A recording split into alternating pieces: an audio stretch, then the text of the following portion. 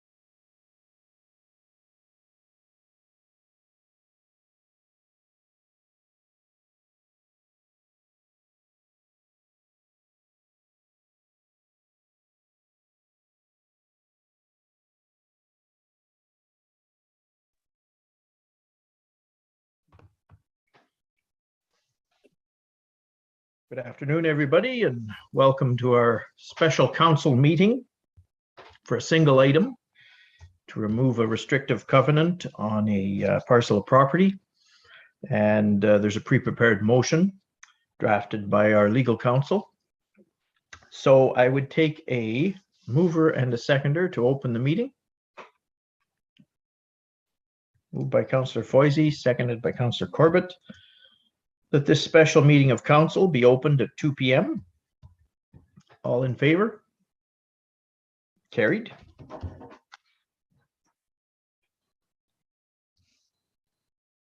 Any disclosures of pecuniary interest or general nature thereof? Don't expect any. Okay. Sabrina's not joining us in this meeting, Clerk Andre? No, she will not be in attendance today. Okay, thank you. So, as mentioned, there's only one item of business on the agenda, and that is the removal of that covenants. I would take, and there's a pre-prepared motion related to it, so I'd take a mover and a seconder for it. Moved by Councillor Lagasse, seconded by Councillor Viancore.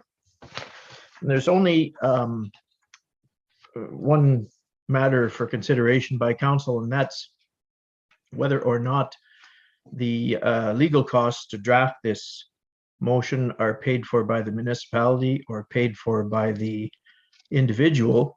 I would remind council that when I spoke to Planner Green about this, the cost to hold this special meeting, there's a fee for that as well, and the municipality's already waived that. So this suggestion or option to waive the legal fees on this is something that's presented here as an option. But Councillor Lagasse, you had a question? Yes, I do have a question. Where did the restrictive covenants come from? Who put that on? From what I understood in asking a little while back about, first of all, the necessity of this meeting or so forth, and how all this came to be, it was explained to me that there's two pieces of property in question here, and one of them has road frontage and one doesn't. And the restrictive covenant was placed on them so that if and when one was ever sold, it had to go with the other, because road frontage is mandatory for a parcel of property in the municipality. So the restrictive covenant was placed there so that the two of them should forever and a day be bound together in legal transactions. In this particular transaction, it's not being sold or changing hands, it's just being mortgaged. So that's where why we're discussing it, first of all, and second of all, it remains unclear, I guess, from anybody's viewpoint of who made the covenant so restrictive and left out the fact that it could be mortgaged without involving a council at some point in the future, which is what brought us to today. But both lawyers, I guess, at the time overlooked that fact for both parties, and here we are. Yes, I understand the same thing.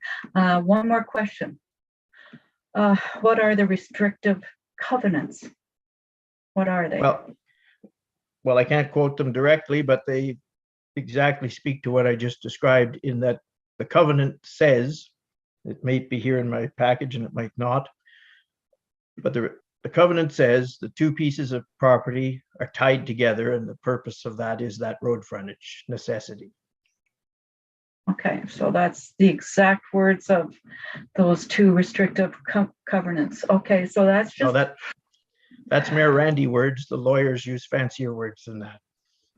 all right. All right, fair enough. So that was just trying to help me to understand who was going to pay what legal fees. And if they should be kind of shared, as from what I understand, it, as you state, the two lawyers, it overlooked both lawyers, both municipal and the owner's lawyers. So I'm not sure about the legal fees and who should be paying them. I think the only question in this motion is if we're going to ask the applicant, in this case, to pay for drafting this motion from the lawyer. I don't foresee it being a large amount, but it was something that both our planner and everybody else associated felt we needed to have the wording perfect for council to entertain, and so that when it comes to the mortgage lender, there's no issue with, the wording or anything else. So I don't see it being a big burden on the applicant. And as I mentioned, we've already waived the meeting fee.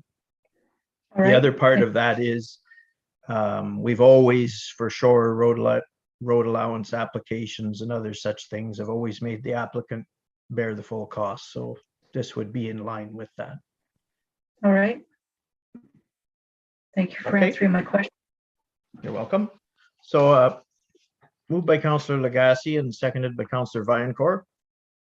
Whereas a restrictive covenant was registered on title against pins 49-119-145 and 49-112-147, the property, as instrument number BS 147459 on July 11th, 2016, requiring council's consent to register any transfer or charge to prevent the property from being sold separately.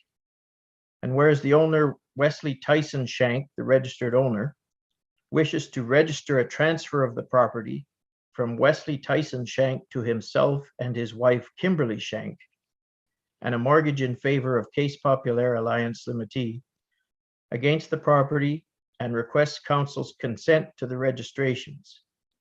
And whereas the manager of planning and development has reviewed this request and recommends that council approve the transfer and charge referenced above, subject to the continuation of the restrictive covenant, be it hereby resolved that council approves of this recommendation, and that the clerk, deputy clerk is hereby authorized to sign all documents necessary to provide consent of the transfer and charge of the property.